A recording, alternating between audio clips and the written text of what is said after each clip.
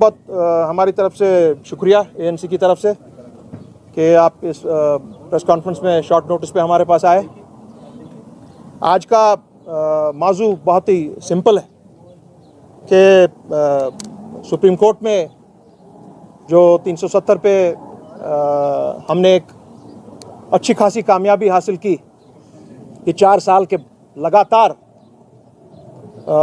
उनको याद दहानी कराते कराते कराते आज माननीय सुप्रीम कोर्ट ने 370 पे रेगुलर बेसिस पे, डेली बेसिस पे, एक्सेप्टिंग मंडेज और फ्राइडेज 370 की कार्रवाई बराबर चलेगी till the case is completed.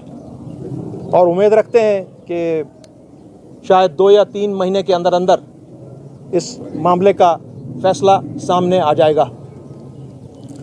और मैं उन सब तमाम हजरात से जो समझते थे कि 370 दफन हो चुका है और उन्होंने अपनी सियासी दुकानें 370 के दफनाने के तहत ही शुरू की थीं, मैं उनसे भी गुजारिश करूंगा कि मेहरबानी करके आप ये आज देख लें कि जम्मू कश्मीर और लद्दाख आज एक मैसिव मेजॉरिटी 370 और 35A के जो आईनी पोजीशन जम्मू कश्मीर की स्टेट को constituent assembly of union of India और constituent assembly of Jammu and Kashmir ने जो तय पाया था, उसके लिहाज से आज ये मामला अब सामने आ चुका है।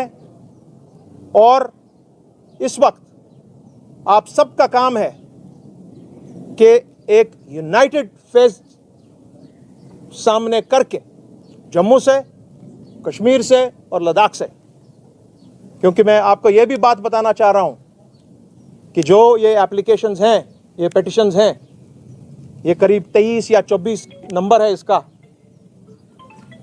इसमें हिंदू भी है, मुसलमान भी है, कश्मीरी पंडित भी है, सरदार भी है, लद्दाखी भी है, पहाड़ी भी है, हर कोई इन पिटिशंस का हिस्सा है।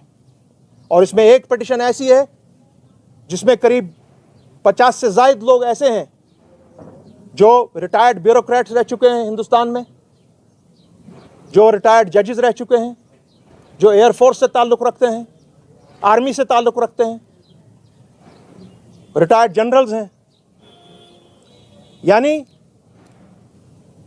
अवाम पूरी इसमें आज शामिल है। तो अब हम पर फर्ज बनता है, मैं इन लोगों से कह रहा हूं जो कल तक तंज कसते थे हम पर, मैं उनसे आज ये कह रहा हूं कि आज जो ये मामला है, ये आपके, मेरे, हम सब के, जम्मू कश्मीर और लद्दाख के, हमारे सब भाइयों बहनों के, हमारे फ्यूचर जनरेशंस और हमारे बच्चों का मामला है। ये सिर्फ आप और हमारा मामला नहीं, it is the matter of the future of our children. इसमें हिंदू, मुसलमान, सिख, ईसाई, बौद्ध कोई मामला नहीं है। इसमें कोई ऐसी चीज नहीं, कोई डिस्पैरिटी नहीं है। सो हमारे जो अपने इस वक्त जो सरकार चला रहे हैं, जो बार बार सिर्फ तंज ही नहीं करते थे, गाली गलौज पे उतर आते थे, मैं उनको उतना ही कहूंगा कि भाई लोगों, 370 में इतना दम है अभी भी कि हमें लग रहा है कि जो आपकी सरकार है, शायद वो 2024 से पहले ही 370 के वजह से ही खारिज ना हो जाए। इतना दम है 370 में। अब आप आइए सामने सुप्रीम कोर्ट में, सुप्रीम कोर्ट में दूध का दूध और पानी का पानी सामने आ जाएगा।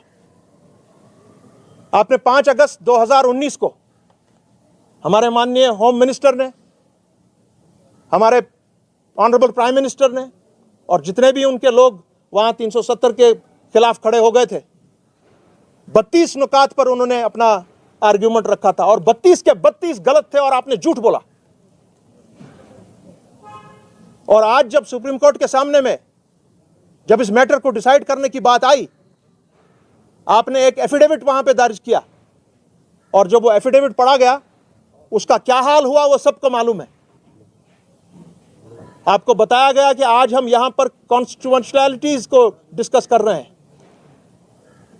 हम यहाँ पर कोई डेवलपमेंट की बात नहीं कर रहे हैं, हम यहाँ पर स्मार्ट सिटी की बात नहीं कर रहे हैं, हमको यहाँ पर G20 नहीं है। It is the constitutionality of the country that is being discussed. और आज पूरे मुल्क की ही नहीं, पूरे वर्ल्ड की नजरें हमारे ऑनरेबल सुप्रीम कोर्ट पे लगी हुई हैं।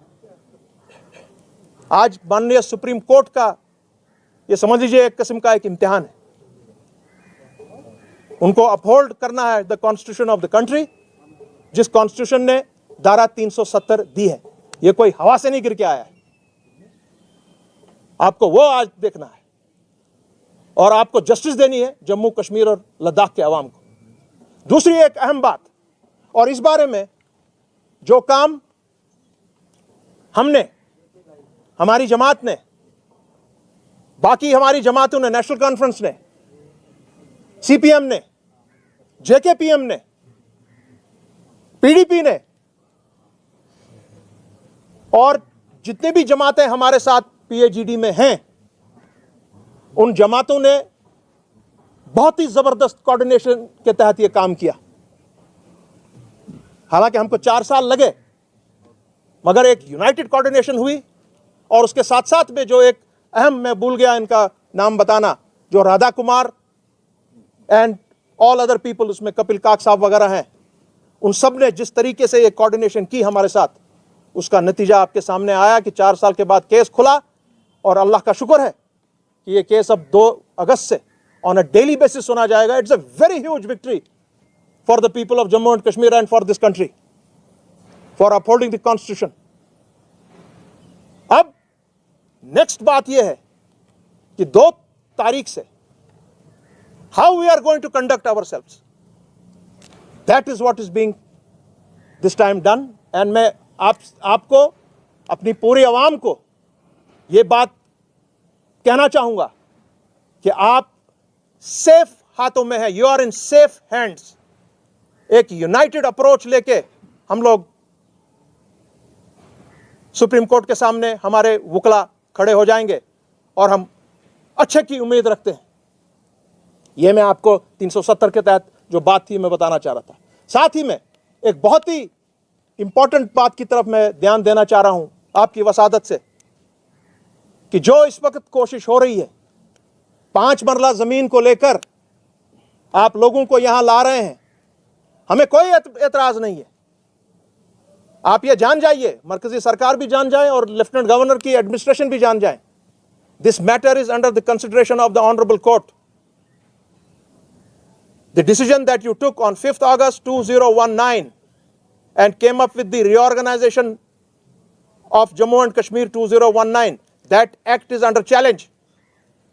आप जितने भी कवानीन इस वक्त यहां सामने ला रहे हैं, जितने भी लोगों को आप यहां ला रहे हैं, अब आप कोशिश कर रहे हैं कि उनको एमपे की वजह से इनको यहां का बाशिंदा बनाया जाए।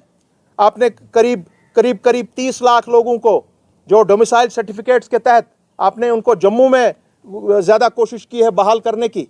हालांकि यहाँ के लोगों को, जम्मू के या कश्मीर के लोगों को कोई आपत्ति नहीं है इसमें कि अगर बाहर से कोई आदमी यहाँ पर अपनी रोजी रोटी कमाए, वो लोग हमारे इस सराखों पे। मगर आप कोशिश करें कि आप किसी तरीके से उनमें से कुछ लोगों को आप यहाँ पे, और एक बड़ी तादाद में, लाखों की तादाद में, उनको आप यहाँ का एक परमानेंट सिटीजन बनाएं। That is not acceptable to people of Jammu as well as Kashmir and as well as Ladakh.